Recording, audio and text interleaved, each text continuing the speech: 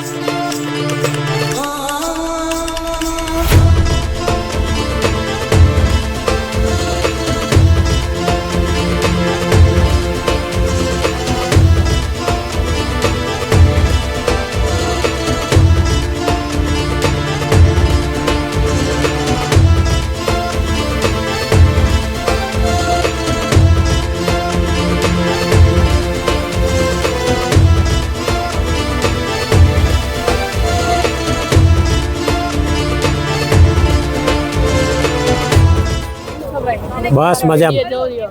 Video જોઉં છું દરરોજ. એમ? દેશી છોકરો તમારા ચેનલનું નામ છે. હા હા.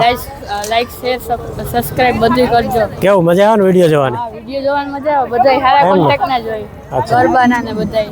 એમ વાહ તો like, ભાઈ તે બધા subscribe વિડીયો કરજો જોઈએ એમ. ભાઈને.